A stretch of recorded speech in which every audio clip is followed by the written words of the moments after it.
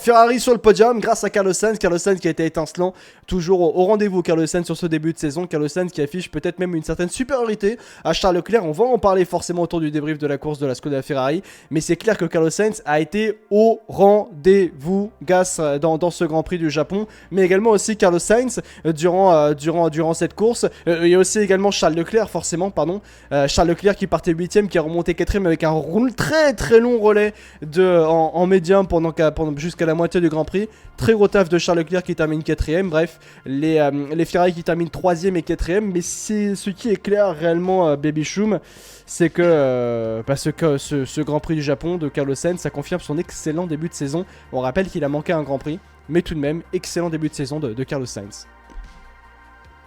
Monté sur tous les podiums. En tout cas, sur toutes les courses auxquelles il a participé. C'est vrai, ouais. Il a pu maximiser vraiment toute l'essence de la monoplace. Tout le potentiel qu'il pouvait en extraire, tout le niveau qu'il pouvait nous montrer. Encore une fois, c'est un début de saison 10 sur 10 pour Carlos. Ouais. Il y a absolument rien à dire. Un rythme de fou. On a vu en plus du coup avec cette Ferrari cette saison qui est bien meilleure en dégradation. Oui. Au niveau des gommes, au niveau du rythme de course. Donc là-dessus c'est aussi rassurant, ce qui te permet justement d'être beaucoup plus confiant à l'approche de résultats plus élevés. On a aussi évidemment une stratégie qui est top. Voilà, on a su couvrir au bon moment, on a su rentrer au bon moment, on n'a pas fait d'erreur dans les pits, donc là-dessus tout s'est bien déroulé. Et voilà, Sainz a capitalisé le maximum en tout cas. Vraiment, il a pu faire le maximum qu'il faut aller chercher avec cette Ferrari aujourd'hui. C'était un podium, c'était une P3. Il l'a fait, très bien fait, sans problème. Donc là-dessus, il continue sur sa lancée de début de saison. Donc c'est bien. Ouais, il continue sur la lancée du début de saison. Tu en parlais, podium en Australie, victoire en Australie, pardon, mais surtout podium à Bahreïn. Podium également donc avec la victoire en Australie et podium aujourd'hui du côté du Japon. Ça fait toutes les courses qu'il a participé. Il a toujours terminé sur le podium aussi Carlos Sainz. Et ça commence à devenir très propre pour la Skoda Ferrari. Oui, et c'est vrai, tu en parlais. Je trouve que Carlos Sainz et même Charles Leclerc, mais plus particulièrement Carlos Sainz, parce que forcément il y a podium à l'issue de ce Grand Prix. Le podium de Carlos Sainz confirme tout simplement que Ferrari va nettement mieux. Le début de saison de Ferrari montre clairement que Ferrari va de mieux en mieux aujourd'hui. Et réellement, on voit que tout ce qui a été produit pendant l'hiver paye réellement sur ce début de saison. Notamment, juste ne serait-ce qu'à tout ça, on parle de Charles Leclerc, mais également de Carlos Sainz. Ce qu'a fait Oliver Baumann en Arabie Saoudite prouve clairement que la voiture, elle est saine. Hein. Ça, c'est l'exemple typique qu'un pilote qui est inexpérimenté en Formule 1, il monte dans une monoplace et réussit à faire une telle performance, une 7ème ou une 8ème place. Là, aujourd'hui, on a du coup une Scuderia Ferrari qui est beaucoup plus stable et saine grâce à cette monoplace qui a été réalisée par la Skoda durant l'hiver. Et c'est vrai que ce qui se passe pour Charles Leclerc, mais également aussi pour Carlos Sainz, avant de faire forcément le débat entre Carlos Sainz et la comparaison par rapport à Charles Leclerc, c'est que réellement on a fait un gros travail qui semble enfin payer tout simplement du côté de chez Ferrari, Baby Choum. Ouais. Ça c'est clair, c'est un travail très important qu'il va falloir vraiment continuer, et j'insiste là-dessus parce que oui, ça fait 4 courses, ça fait 4 grands prix où les résultats ont pu être vraiment maximisés, encore une fois, même avec Birman qui a fait vraiment une course de dingue à Jeddah. Donc quand tu regardes, sinon sans Birman c'est 3-4, c'est 1-2, donc là-dessus tu vois que tu peux faire que ça, le maximum, tant qu'il y a Red Bull, de toute façon, tant que Red Bull sera performant, le maximum sera 3-4, Ferrari est présent. Ouais. Maintenant, ce qu'il faut, c'est de la continuité, de l'agressivité dans les développements. Il y a eu quelques petites évolutions timides, mais qui ont suffi, qui ont suffi à cette Ferrari pour pas non plus trop la déstabiliser sur Suzuka. Les grosses évolutions vont arriver par la suite, et il faut vraiment espérer que cette dynamique continue si on veut potentiellement, encore une fois, au fil de la saison, voir Ferrari se battre à la régulière avec Red Bull. Oui. Et ça serait très fort, mais en tout cas, quand tu commences une saison comme celle-ci, tu es plein de confiance et plein d'optimisme pour la suite, contrairement à une petite écurie qui est dernière au classement constructeur, mais on y viendra tout à l'heure. C'est vrai. J'ai l'impression que Vasseur est là depuis plus d'un an, c'est vrai, on va en parler. Il y a aussi cet effet Vasseur qui fait qu'on a l'impression qu'il est là depuis extrêmement longtemps. Lux le foudroyant, merci beaucoup pour ton 13e mois d'abonnement, dont 13 mois consécutifs. Forza Ferrari, bien sûr. Si on se concentre forcément sur ce Grand Prix du Japon, on peut même se poser cette question. comment ce Grand Prix du Japon de la Skoda Ferrari montre justement à quel point Ferrari s'est amélioré, s'est même drastiquement évolué au cours des 6 derniers mois. Et il y a 6 mois, il y avait eu donc le dernier Grand Prix du Japon, puisque le Grand Prix du Japon désormais cette saison est en début de saison, et contrairement aux années précédentes. Et en fait, il y a cette comparaison directe. On sait que le Japon, comme j'aime bien le dire encore une fois, le circuit de Suzuka est un énorme juge de paix qui montre justement quelle écurie ou non a fait une bonne voiture, tellement le circuit est technique, tellement le circuit est sinueux, tellement le circuit est absolument exigeant et qui met réellement en valeur toutes les capacités justement des monoplaces pour montrer quelle est la monoplace la plus complète ou quelle est la monoplace la moins forte aussi également. Et justement par rapport à la Skoda Ferrari, par rapport au dernier Grand Prix du Japon avec la monoplace de l'an dernier qui avait été compliquée, qui était très compliquée, la SF23, ne serait-ce que ça, Ferrari a récupéré quasiment 2 secondes au tour par rapport à la monoplace de l'année passée. Ce qui est déjà forcément, vous vous rendez compte quand même que si vous gagnez 2 secondes au tour par rapport à une voiture de l'année passée, vous vous rendez compte que la voiture de l'année dernière était vraiment très très compliquée à piloter pour les pilotes de l'an dernier, donc Carlos Sainz et Charles Leclerc qui sont encore là une fois cette année. Et surtout, un point qui est extrêmement important, oui, Red Bull a maîtrisé son sujet grâce à Max Verstappen durant ce Grand Prix du Japon, oui c'est un fait, mais il faut aussi regarder la performance de Ferrari. Ferrari s'est rapproché ou a gagné, je crois, si je me trompe pas, je l'avais noté, c'est 8 dixièmes, c'est ça c'est 6 dixièmes, pardon.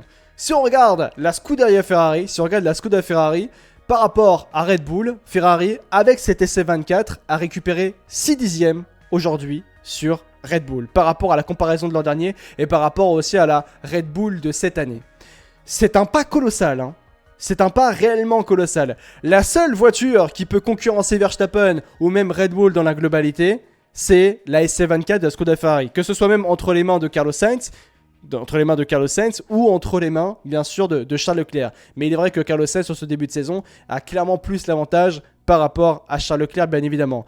Et ce qui est bien de noter, c'est que, bah oui, clairement, par rapport à toutes les données qu'on a, par rapport à toutes les datas qu'on a, oui, ce Grand Prix du Japon révèle parfaitement où et comment et dans quel secteur Ferrari s'est nettement amélioré par rapport au Grand Prix du Japon de l'an dernier, mais également aussi sur un point, et c'est un point que j'avais juste parfaitement, que j'avais totalement oublié, c'est surtout au niveau de la dégradation des pneumatiques. Je sais que Baby Chum, on va en parler de ça, mais la dégradation des pneumatiques, Ferrari avait tout le mal du monde sur les 2 dernières saisons, même plus que ça, à mettre les pneumatiques en température et même au-delà de tout ça, à mettre les pneumatiques dans la bonne température pour ne pas qu'ils ne dégradent trop. Finalement, enfin, aujourd'hui, la Scuderia Ferrari, et ça s'est traduit justement par l'excellent rythme et l'excellent stint justement de Charles Leclerc durant ce Grand Prix, avec une stratégie à quasiment un arrêt, eh bien Charles Leclerc a réussi à tenir ses pneumatiques, à ne pas faire surchauffer ses pneumatiques, et à emmener ses pneumatiques médium le plus loin possible, tandis que la majorité des autres pilotes de la grille ont été obligés de s'arrêter plusieurs fois avec une gomme neuve médium. Charles Leclerc a réussi un énorme travail, Ferrari a réussi un énorme travail au niveau de la dégradation des pneumatiques, et ça s'est traduit justement tous les bons travaux de l'hiver durant à Maranello pendant justement par ce résultat magnifique pour Ferrari, 3ème et 4ème lors de ce Grand Prix du Japon. Énorme coup de chapeau à tirer pour Ferrari qui a réussi un très bon Grand Prix du Japon. Et encore une fois, même un truc Baby Choum, on voit aussi que surtout Ferrari continue de maximiser tout ce qui est possible de maximiser les dimanches de Grand Prix. Le samedi, ça a été raté par Charles Leclerc, on va y revenir. Mais le dimanche, là, encore une fois, tout ce qui était possible de faire a été réalisé. Ouais, c'est clairement le plus important. Et c'est surtout qu'en fait, c'est réalisé même pas en fonction des autres, en fait. C'est que, voilà, là, on est enfin chez Ferrari à se dire, on bosse pour nous, on se focalise sur nous et on ne regarde même pas ce que font les autres, ça nous intéresse pas. C'est... Vasseur avait déclaré après la course, de toute façon, le classement constructeur l'intéresse pas. Lui, ce qui va l'intéresser, c'est de prendre course après course et de maximiser le résultat. Ouais. C'est ce qui est fait jusque-là, depuis le début de la saison. Donc là-dessus, il n'y a rien à dire. C'est une saison accomplie, réussie jusque-là pour Ferrari, qui peut-être appelle encore d'autres résultats similaires, voire même mieux. Hein. Après, c'est compliqué de faire mieux qu'un doublé en Australie. Tu me diras, mais peut-être pourquoi pas reproduire cette performance durant la saison. Mais en tout cas, on se focalise sur soi. On comprend, on essaie d'abord de comprendre ce qui ne va pas chez nous avant de faire la course avec les autres. Niveau stratégie aussi, tout va mieux. On n'a plus la boule au ventre quand ça rentre au stand. Exactement. La couverture stratégique, c'était sur Russell. Je crois quand Sainz couvre Russell, ou Charles, je sais plus, j'ai un doute à ce moment-là. Mais parfait, voilà, tac, au 10e près, hop, il ressort devant et ça gêne personne. En fait, c'est plein de petits détails, même les conversations à la radio. Les conversations à la radio, elles sont claires, elles sont précises. Là, on écoute les pilotes pour une fois, on leur impose pas une stratégie, ils sont libres un petit peu de faire ce qu'ils veulent, plus ou moins, tu vois, mais c'est bien, c'est beaucoup plus calme, beaucoup plus posé. La dégradation des gommes de cette voiture aussi, qui te permet une liberté stratégique, qui a permis à Leclerc justement de pouvoir faire un arrêt et pour avoir les chassis 7 P4, avec, d'accord, effectivement, cette petite circonstance où McLaren s'est chié dans la colle niveau stratégique aussi assez royal. Bien sûr, avec Norris, hein. Ça a quand même été aussi assez drôle comme affaire. Mais sinon, voilà, du côté de chez Ferrari, c'est on se focus sur soi, on fait le maximum qu'on est capable de faire sur un week-end et on passe au week-end suivant. Ouais. Et dans le début d'un projet, franchement, qui passe très bien pour le moment. Oui, bien sûr. Très bien. En fait, c'est primordial. C'est primordial. Il y aura pas en fait d'éloge de fait parce que tout se passe bien là. Il y aura plus cet effet de Ferrari is back, donc du coup on est super beau, on se la pète un peu et on se casse la gueule en cours de saison. On sent qu'aujourd'hui chez Ferrari on ne veut pas ça. On veut garder ce niveau de compétitivité jusqu'à la fin pour pouvoir justement être mieux préparé en 2025 tout simplement et être encore beaucoup plus confiant pour la nouvelle réglementation. Et ça c'est le plus important. Ouais, c'est clair, c'est clair. Ferrari qui termine donc 3ème et 4ème, Carlos Sainz 3ème et Charles Leclerc 4ème. On va forcément en parler justement de cette comparaison, forcément sur ce début de saison. Alors, c'est pas une comparaison malveillante, on va dire ça ainsi, Baby Chum. Je pense qu'il y en a beaucoup qui... je veux dire qu'il y en a beaucoup que dès qu'on compare Carlos Sainz à Charles Leclerc, on dirait qu'on fait un affront total. Alors, quand même, on parle du début de saison, encore une fois. Et c'est vrai que sur ce début de saison, c'est un fait. Aujourd'hui, Carlos Sainz est meilleur que Charles Leclerc. Il y a certaines choses qu'il faut remettre au milieu de l'église, au milieu du village. Alors oui, sur ce début de saison, Carlos Sainz est meilleur que Charles Leclerc. Mais il y a aussi un truc à rappeler, il fallait le faire avant. Aussi, pour Carlos Sainz. Mais on va venir, bien sûr. Mais ce serait-ce que déjà mettre en valeur le travail colossal de Carlos Sainz au début de saison. Je remets forcément l'histoire de la padicite sur la table. Mais c'est un fait quand même à mettre en valeur. Hein, parce qu'en Australie, le mec sort de la padicite, il va remporter le Grand Prix. Et un doublé pour la Skoda Ferrari aussi également, bien évidemment. Mais là aussi, encore une fois, du côté du Japon, gros travail avec son intelligence de course et son intelligence aussi de gestion des pneumatiques pour Carlos Sainz qui lui permet de devancer encore une fois Charles Leclerc. La veille, en qualification, Carlos Sainz avait devancé Charles Leclerc de 1/10. Oui, d'accord, c'est pas énorme, mais ça fait une différence de position sur la grille. 4ème pour Carlos Sainz et une 8ème place pour Charles Leclerc. Au final, ça fait 3 et 4 à l'avantage de Carlos Sainz, donc sur le podium. C'est ça en fait que je veux mettre en valeur, c'est que avant tout, avant de parler des autres situations, juste le début de saison de Carlos Sainz... Colossal. Et ça lui fait du bien, forcément, mais ça fait du bien aussi à Skoda Ferrari, Baby Chum. Tous les points sont bons à prendre. Que ce soit Carlos ou Charles. Là, en l'occurrence, c'est Carlos qui va prendre le maximum de points qu'il peut prendre, malgré une course en moins. Donc là-dessus, effectivement, que c'est positif pour tout le monde. Son début de saison est stratosphérique. Il va falloir continuer sur cette lancée. Maintenant, je fais une petite parenthèse parce qu'il y en a plein qui gueulaient sur Twitter de pourquoi Ferrari a viré Carlos Sainz et prendre Hamilton, un petit papy qui est proche de la retraite. Moi, c'est ce que j'ai répondu en fait. Ça fait 2 ans qu'on attend ce Carlos là. Ça fait 2 ans qu'on attend un niveau de compétitivité comme celui de Carlos. Il a été inconstant jusque-là. Il nous a fait des bonnes performances, il nous a fait des bonnes phases, mais il n'était pas encore au niveau qu'on attendait de lui, de Carlos. J'étais très dur avec lui, mais j'ai su aussi dire quand il faisait des belles choses. Et il s'est réveillé peut-être un peu trop tard. Il s'est peut-être pour moi réveillé un peu trop tard, tout simplement, et que quand t'as un Lewis Hamilton qui frappe à ta porte, c'est compliqué de refuser quand t'es la Skoda Ferrari. Je suis désolé, comparé à Carlos Sainz. Donc c'est juste ça. C'est l'avantage qu'il a, c'est que ça n'empiète pas sur ses performances. Au contraire. Bien sûr. On a l'impression que le fait qu'il quitte la Scuderia, ça lui a fait un coup un bien fou. On a l'impression, tu vois, que ça l'a complètement libéré, quoi. Et que son début de saison est parfait, tout simplement. C'est exactement là où je veux en venir, c'est que en gros, quand tu vois le début de saison magnifique de Carlos Sainz, t'es presque en train de te dire, mais c'est extrêmement rageant de le voir quitter Ferrari. Encore une fois, Ferrari va perdre un pilote comme Carlos Sainz, donc bien sûr au profit de Lewis Hamilton, ça c'est pas le débat. Ce que je veux dire, c'est que c'est rageant de voir un pilote aussi talentueux et aussi fort quitter la Scuderia Ferrari, mais pour moi, c'est pas de la faute de Ferrari, encore une fois. Hein. C'est pas de la faute de Ferrari si Carlos Sainz quitte Ferrari. C'est de la faute de Carlos Sainz si Ferrari a pris la décision de ne pas le renouveler. C'est lui, c'est Carlos Sainz, je rappelle encore une fois, mais Carlos Sainz, depuis qu'il est chez Ferrari en 2020, on a vu en 2021, on a vu la saison 2022 et 2023, notamment, il y a eu beaucoup d'erreurs.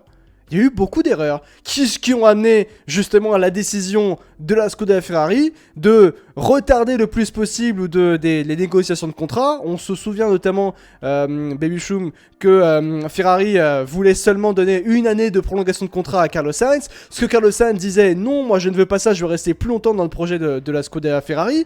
Mais si Ferrari s'est mis dans cette situation, ou plutôt si Ferrari a été dans cette situation au point de dire bon bah finalement il y a l'opportunité Hamilton, on va pas se poser de cas de questions, on va prendre directement Hamilton, c'est parce que aussi Carlos Sainz n'avait pas montré justement un niveau assez décent pour peut-être prétendre à être le futur de la Scuderia Ferrari. Ou accepter aussi le projet tel que Vasseur aussi voulait dans la Scuderia Ferrari. Il y a ça aussi à prendre en compte. Alors oui, c'est rageant de voir un pilote, pour moi en tout cas c'est extrêmement rageant de voir un pilote aussi performant que Carlos Sainz sur ce début de saison 2024 quitter la Scuderia Ferrari à l'issue de cette saison 2024 de Formule 1. Oui, mais il ne faut pas oublier tout ce qui s'est passé avant, en 2022 et en 2023, où il y a eu bon nombre d'erreurs. Il faut rappeler aussi que Carlos Sainz en interne, et ça c'est des informations qui avaient été révélées justement, que Carlos Sainz en interne avait parfois, on va dire ça ainsi, mais par sa famille, des comportements quelque peu toxiques. On se souvient justement qu'à l'époque, c'était durant la saison 2023 de Formule 1, t'avais des rumeurs comme quoi qui évoquaient, des informations même qui évoquaient comme quoi Audi avait fait des offres à multiples reprises à Carlos Sainz pour qu'il rejoigne le projet Audi en 2025. Et t'as le père de Carlos Sainz, donc Carlos Sainz Senior, qui avait dit ouvertement ah bah oui, Audi sont venus nous voir, c'est bien que Audi vienne nous voir et que ce sera une bonne place à Audi pour être à l'avenir. Excusez-moi, mais ça c'est un comportement quelque peu toxique quand même, hein. On va pas se le cacher. Donc en fait, pour toutes ces raisons-là, oui, c'est rageant de voir Carlos Sainz quitter Ferrari l'issue de cette saison 2024 de Formule 1 parce que son début de saison est très bon, voire même parfait. Et en plus, il est supérieur à Charles Leclerc. Mais encore une fois, il ne faut pas oublier tout ce qui s'est passé en 2022 et en 2023. Et donc, Tout à fait. Et donc c'est pour ça. En même temps, Carlos Sainz, senior et pilote Audi. Oui, bien sûr, il n'y a pas de souci là-dessus. Sur l'entièreté d'une saison, c'est Leclerc qui la benchmark. Mais oui, et puis encore une fois, il ne faut pas oublier que en 2022 et en 2023, Charles Leclerc et se montre meilleur que Carlos Sainz aussi également. Et il ne faut pas l'oublier, ça bien sûr. Mais sur l'ensemble d'une saison. Oui. Tout simplement. Oui, tout n'est pas acheté, en tout cas sur le passage de Carlos Sainz chez Ah Ferrari. oui, très loin de là, bien sûr. Mais en fait, il y a de l'inconstance. Il y a eu énormément d'inconstance. L'année dernière, oui, il a une période faste, Italie, Singapour, vers là où il a 2-3 courses où il est sensationnel, le Carlos. Puis bah, derrière, il s'éteint un petit peu en fait. Et du coup, Leclerc reprend l'ascendant assez facilement au final. Et ça a été un petit peu ça avec Carlos depuis qu'il est chez Ferrari, où il y a eu des phases où ouais, pendant 2-3 courses, ça allait bien. Ensuite, ça plongeait. Ensuite, ça remontait. Il manquait cette petite inconstance. Ouais. Face à Charles, et après avec le matériel aussi dont il disposait. Je suis conscient effectivement que les Ferrari des 2 dernières années, ce n'est pas non plus celle qu'il a cette année. Mais voilà, il lui a manqué ce genre de choses. Et tant mieux que sur ce début de saison, il arrive à être parfait. Enfin, j'ai envie de dire. Mais la seule personne qui peut avoir des regrets sur cette situation aujourd'hui, c'est pas Ferrari, hein. C'est pas Ferrari, c'est Carlos Sainz. C'est Carlos, c'est pas Ferrari, c'est pas moi, tu vois. Ouais. Voilà. C'est tout simplement lui. Mais voilà, maximum de points, bon début de saison. Maintenant, il reste 20 courses, il reste 6 sprints. Ouais. La saison est très très longue, il peut se passer encore beaucoup de choses. Mais on va voir si ça continue comme ça serait bien, ça serait clairement bien pour Ferrari. Ah, et Félix qui me dit surtout que de parler, que tu as bien raison Félix, mais surtout que quand tu es le père de Carlos Sainz Senior et que ton fils est du côté de chez Ferrari et que tu dis clairement que tu vas commencer à parler ouvertement du projet Audi qui va arriver en Formule 1 alors que ton fils est du côté de la Scuderia Ferrari dans l'écurie la plus incroyable de l'histoire de la Formule 1, même la plus grande écurie de l'histoire de la Formule 1, oui, c'est très dommageable. Et du point de vue de l'image, oui, ça a fait très mal forcément à l'univers Carlos Sainz, ce genre de déclaration. Ils auraient dû faire l'équipe Seat, c'est le même groupe, mais c'est espagnol de base. Oui, il reste encore 20 Grands Prix, oui, c'est encore très très long, bien évidemment. Ce que fait Carlos Sainz, ça me fait penser à un joueur de foot moyen libre qui fait tout pour se montrer et pour attirer le club. C'est un petit peu ça. C'est un petit peu frais, c'est un peu vrai. Après, je dirais pas que Carlos Sainz est un pilote moyen, clairement, en Formule 1. C'est l'un des meilleurs pilotes aujourd'hui, Carlos Sainz, hein, faut le dire très clairement. Et c'est un pilote qui est attrayant. Petit point rapide sur Charles Leclerc. Alors la séance de qualification a été ratée hier. Là aujourd'hui pour ce Grand Prix du Japon, ça a été nettement mieux. La comparaison par rapport à Carlos Sainz se fait. Qu'est-ce qui se passe pour Charles Leclerc, tu penses, dans ce début de saison? Manque d'optimisation de la monoplace. Et des mauvais choix aussi, il faut peut-être le dire aussi. Je pense. Ah, le mauvais choix, effectivement, oui, en Australie, oui. Ouais. Qui peut peut-être, dans un monde parallèle, lui coûter la victoire. Mais sinon, non, franchement, c'est un manque d'optimisation du package dont il dispose pour lui, en fait. Ouais. Il lui manque ce petit déclic, ce petit setup parfait qui va faire qu'il sera performant en toutes circonstances. On voit que, ouais, ça se joue pas à grand-chose. Clairement, ça se joue pas à grand-chose face à Carlos. Mais effectivement, sur la durée d'une course, bah oui, Carlos a l'avantage. Ouais. Carlos a tellement l'avantage. Mais il manque pas grand chose. Il manque pas grand chose. Et je pense qu'il le sait, lui. Tu vois bien que, bah, content d'une P4, mais aussi quand même vachement frustré parce que tu te dis que une P3 ça aurait été aussi bien mieux. Ouais. Justement, d'autant que pour lui, ce week-end c'était un petit peu spécial, justement, avec son hommage à Jules Bianchi, tout ça, où il aurait vraiment aimé aller au podium, tu vois, pour Jules. Mais voilà, il manque ce petit déclic sur la voiture.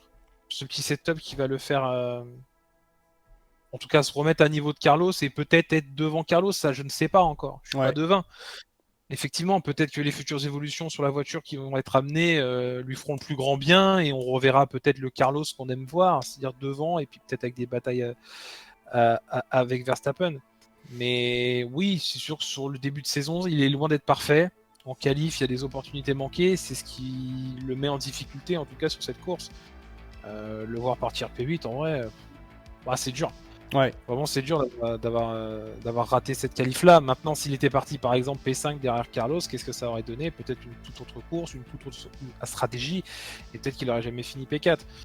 Donc, le principal, c'est d'avoir pu remonter au classement, d'avoir pu faire un stop avec un rythme quand même très très intéressant. Mais voilà, il manque ce petit déclic et on va espérer en tout cas, et il va tout faire pour que ce déclic arrive très très rapidement pour qu'il se remette à niveau en tout cas le plus vite possible. Ouais, même s'il est déjà. Oui, il est déjà très bon parce que la course de Leclerc a été très très bonne. Ouais, la course de Leclerc a été très très bonne aujourd'hui. Il a été élu pilote du jour et à juste titre, hein, réellement. Clairement, Charles Leclerc, les copains. Les Ferrari qui terminent donc 3ème et 4ème. Et même d'ailleurs par rapport à ça, Leclerc a le 3ème race pace d'ailleurs avec ses pneumatiques. C'est intéressant de prendre ça en compte. Carlos Sainz a le 4ème meilleur race pace dans la globalité de la course. Et même d'ailleurs en dégradation des pneumatiques, forcément, vous l'avez compris. C'est Charles Leclerc qui a eu la meilleure dégradation de pneumatiques sur l'ensemble du Grand Prix, forcément avec son stint assez incroyable.